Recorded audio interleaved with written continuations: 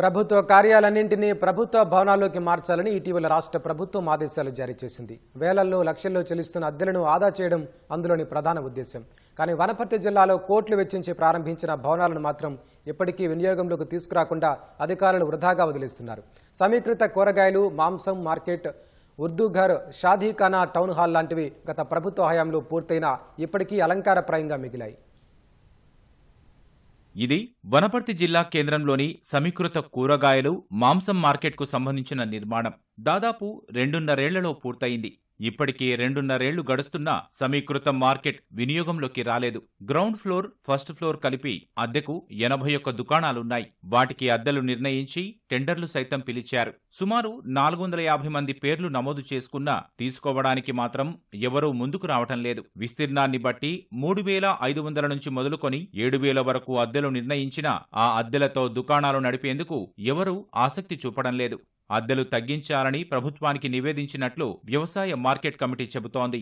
ఆ విధంగా ఉండడం వల్ల ఈ యొక్క షాపులు ఎవరు ప్రజలు సుముఖంగా లేరు కాబట్టి కింద ఉన్న షాపులకు 3,000 రెంట్లు, పైన ఉండే షాపులకు 2,500, బ్యాంకెట్ హాల్కు ఒక 30,000, 40,000 ఈ విధంగా తీర్మానం చేసి ప్రభుత్వానికి పంపించడం జరిగింది. 5-6 మాసాల కిందనే సరైన నిర్ణయం తీసుకుంటానని మన గౌరవ మంత్రి గారు కూడా హామీ ఇవ్వడం జరిగింది. గత ప్రభుత్వ హయాంలో పూర్తి చేసిన షాదీఖానా 2,80,00,000తో సకల సదుపాయాలతో నిర్మించారు. వినియోగంలోకి మాత్రం తీసుకురాలేదు. దీంతో షాదీఖానా అసాంఘిక కార్యకలాపాలకు అడ్డాగా మారింది. తలుపులు, నల్లాలు, ఇతర సామాగ్రిని ఆగంతకులు ఎత్తుకెడుతున్నారు.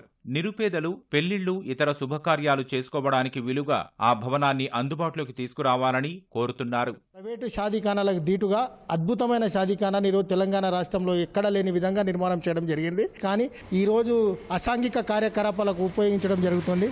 దాని వినియోగంలో తెస్తే కనీసం పేద ప్రజలకు అన్ని రకాల సౌకర్యాలకు అందుబాటులో ఉంటుంది. కాబట్టి ఇప్పటికైనా పాలకులు ఈ రాజకీయాలను పక్కన పెట్టి ఆ షాదీఖానాను ముస్లిం పేద ప్రజలకు అందుబాటులోకి తీసుకురావాలని విజ్ఞప్తి చేస్తున్నాం. దగ్గర 3 కోట్లు ఖర్చు పెట్టి అది అంత పెద్ద షాదీఖానా తయారు చేసినారు. కానీ 2.5 సంవత్సరాలు దాటిపోతుంది. అది ఇంతవరకు ఎవరు ఉపయోగపడేటట్లు లేదు. ఇది మైనార్టీస్ కొరకు కొంచెం తక్కువ ఖర్చుల మినిమం ఒక 5, 6, 10 వేల లోపల ఒక ఫంక్షన్ అయితే మైనార్టీస్ కొరకు చాలా మేలు జరుగుతుందని నా తరఫు నుంచి నేను మీకు చెప్తున్నాను. పట్టణం నడిబొడ్డున 5,75,00,000తో గత ప్రభుత్వ హయాంలో టౌన్ హాల్ నిర్మాణం పూర్తయింది. ప్రారంభానికి నోచుకున్న వినియోగంలోకి రాలేదు. అన్ని సదుపాయాలు ఏర్పాటు చేసి తాళాలు వేసి అలంకారప్రాయంగా వదిలేశారు. తక్షణం వినియోగంలోకి తీసుకురావాలని ప్రజలు కోరుతున్నారు.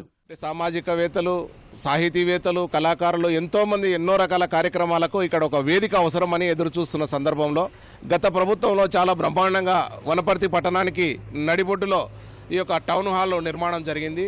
కానీ ఇప్పటికీ కూడా అది కార్యాచరణ సాధ్యం కాలేదు. ఇప్పటికీ కూడా ఇంకా కాంట్రాక్టర్ ఏదో డబ్బులు ఇవ్వాలని అనవసరమైన ఇంకేదో అలిగేషన్స్ చెప్తున్నారు.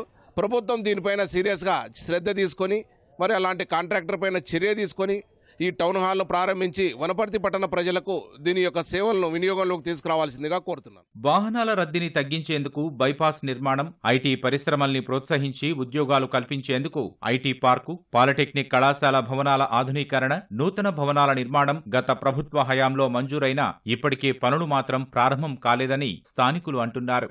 వనపర్తికి ఒక ఐటీ టవర్ 22 కోట్ల రూపాయలు మంజూరు చేయడం జరిగింది. పాలిటెక్నిక్ రాజప్రసాదానికి, పాలిటెక్నిక్ హాస్టల్ బిల్డింగ్స్ రెనోవేషన్కు మరొక 22 కోట్ల రూపాయలను కూడా మంజూరు చేయడం జరిగింది.